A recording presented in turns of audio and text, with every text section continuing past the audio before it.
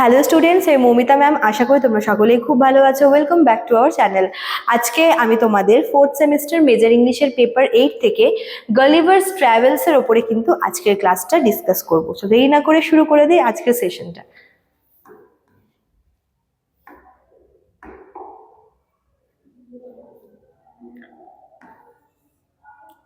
দেখো কি বলেছে, Gulliver's Travels is a famous novel written by Jonathan Swift। তো জোনাথন সুইফটের একটা খুব ফেমাস, খুব ইম্পর্টেন্ট নোভেল হচ্ছে Gulliver's Travel।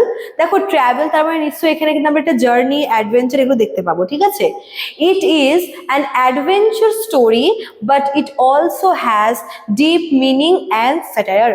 তো এটা হচ্ছে মানে যদি আমরা অ্যাপারেন্টলি দেখি তাহলে এটা অ্যাকচুয়ালি হচ্ছে একটা অ্যাডভেঞ্চার স্টোরি, বাট এটা কিন্তু শুধুমাত্র একটা অ্যাডভেঞ্চার স্টোরি না, এটার পেছনে একটা খুব ভালো একটা মেসেজ আছে। আর এটা বলতে পারো যে এটা মানে কোনো একটা সময়ের সোসাইটি, পলিটিক্স এগুলোকে ক্রিটিসাইজ করে লেখা হয়েছে, ঠিক আছে। মানে সেগুলোকে ক্রিটিসাইজ করা হয়েছে এই অ্যাডভেঞ্চারের মাধ্যমে। The main character is Lemuel Gulliver, who is a ship's doctor and loves to travel. তো মেইন ক্যারেক্টারই হচ্ছে গলিভার, যে কিনা একজন হচ্ছে মানে সে হচ্ছে একজন ডক্টর, শিপের ডক্টর, এবং তার ট্রাভেলিং এর খুব শখ, ঠিক আছে। ইন দ্য ফার্স্ট পার্ট, এটাকে আমরা 4টা পার্টে ভাগ করব। প্রথম পার্ট দেখো, Gulliver reach a land call Lilliput. তো প্রথম যে জার্নিটা গলিভার করে সেটা জায়গাটার নাম হচ্ছে Lilliput. Here all the people are very small, about 6 inches টল।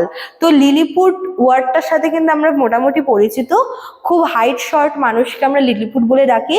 ঠিক তাই এখানে গলিভার প্রথম যে জার্নিটা, যেখানে তার ফার্স্ট অ্যাডভেঞ্চার হয়, সেটা হচ্ছে লিলিপুট বলে একটা জায়গায়।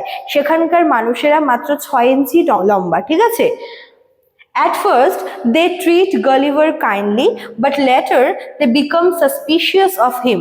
তো গলিভার যখন প্রথম ওখানে যায়, তো একটা অচেনা মানুষকে দেখে প্রথমে ওরা ভাবে যে হয়তো ওদের গেস্ট, তাই ওরা ভীষণভাবে ওয়েলকাম করে।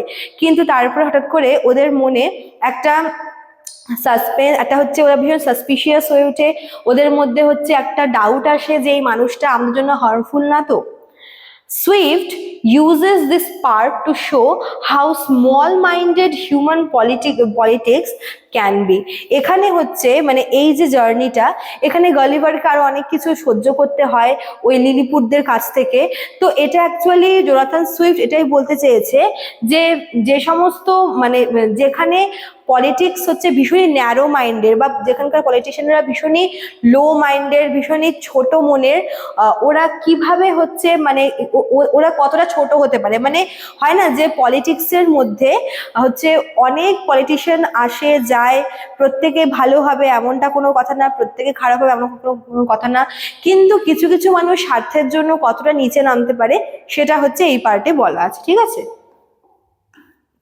তারপর দেখো সেকেন্ড পার্টে আচ্ছা গলিভার তো ওখান থেকে বেরিয়ে আসে।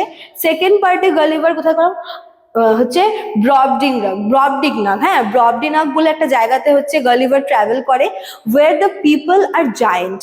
এখানে কিন্তু মানুষজন সম্পূর্ণ উল্টো, এখানকার মানুষেরা সব জায়েন্টের মতো বড় আকারের। Here Gulliver feels tiny and weak. সেখানে গলিভারের নিজেকেই ছোট মনে হচ্ছিল, নিজেকে ভীষণ উইক মনে হচ্ছিল ওই জায়েন্ট পিপলদের সামনে, ঠিক আছে। The king of this land listen to Gulliver stories about England and things they are cruel and foolish. This part shows human pride and weakness. এখানে গলিভার প্রথমে গিয়ে তার নিজেকে ভীষণ উইক মনে হয়, তারপরে সেখানকার কিং গলিভারকে হচ্ছে তার নিজের জায়গার গল্প শোনাতে বলে এবং গলিভার ইংল্যান্ডের গল্প বলে, ঠিক আছে। এবং কিং এর এটা মনে হয় যে ইংল্যান্ডের মানুষেরা হয়তো ভীষণ ক্রুয়েল, ভীষণ ফুলিশ, ঠিক আছে। এখানে বলতে পারো যে কিং হচ্ছে ওই লিলিপুর বলছে, কিং হচ্ছে গলিভারকে এখানে আন্ডার এস্টিমেট করে যে তোমাদের জায়গার লোকজন হচ্ছে ভীষণ ফুলিশ, ওরা হচ্ছে ভীষণ ভীতু, খুব সেলফিশ, খুব ক্রুয়েল, তো তোমাদের থেকে আমরা অনেক বেশি বেটার। তো এই পার্টটা বোঝাচ্ছে যে মানুষের মধ্যে অতিরিক্ত প্রাইড এবং মানুষের মধ্যে অতিরিক্ত হচ্ছে সেলফিশনেস, এতে করে কি হচ্ছে মানে সামনের মানুষকে দুর্বল দেখানোর চেষ্টা, আন্ডার এস্টিমেট করার চেষ্টা, ওটা হচ্ছে এই পার্টটাই বলা হয়। হ্যাঁ, তারপরে দেখো থার্ড পার্ট। থার্ড পার্টে গালিভার ভিজিট লাপুটা। লাপুটা হচ্ছে একটা ফ্লোটিং আইল্যান্ড, ঠিক আছে। The people here are very interested in science and ideas but they are not practical. Gulliver 3 number যেখানে অ্যাডভেঞ্চার করে সেই জায়গাটার নাম হচ্ছে লাপুটা। সেখানকার লোকজন হচ্ছে ভীষণ পড়াশুনো, সায়েন্স মানে এগুলো নিয়ে থাকে, পড়াশুনো নিয়ে থাকে, সায়েন্সের ওপর ওদের ভীষণ interest, but they are not practical, ঠিক আছে। Swift criticizes useless knowledge and foolish experiments in this section. এখানে বলে যে কখনো কখনো মানুষ কি করে যে সে তার নলেজটাকে কাজে লাগাতে পারে না, ঠিক আছে। এখানকার মানুষদের প্রতি সায়েন্সের প্রতি ইন্টারেস্ট আছে ঠিকই, বাট ওরা প্র্যাকটিক্যাল না, ওদের ওদের জ্ঞানটা হচ্ছে ইউজলেস। তো এখানে সুইফট এটাই বলতে চেয়েছে যে অনেক সময় মানুষ হচ্ছে প্রচুর জ্ঞান অর্জন করে কিন্তু সেটাকে ঠিক করে কাজে লাগাতে পারে না, ঠিক আছে। আর কখনো হচ্ছে তারা কি করে যে কোনো একটা অবান্তর কিছুর পেছনে নিজেদের টাইমটাকে ওয়েস্ট করে। তো এবং তাদের এই যে এক্সপেরিমেন্টটা, যে একটা ফুলিশ এক্সপেরিমেন্ট, সেটাই আর কি এই পার্টে বলা আছে, ঠিক আছে। তারপর দেখো লাস্ট পার্টটা হচ্ছে, যেটা লাস্ট পার্টে গালিভার যেখানে যায় সেটা হচ্ছে হনোনিমস বলে হচ্ছে একটা জায়গাতে, সে যারা হচ্ছে হর্স, ঠিক আছে, wise horse. Humans here are called Yahoo and are shown as dirty and evil creature. এই হর্সদের ল্যান্ডে হচ্ছে হিউম্যানদেরকে খুব হিউমিলিয়েট করা হয়, তারা মনে করে হিউম্যানরা হচ্ছে ডার্টি আর ইভিল ক্রিয়েচার।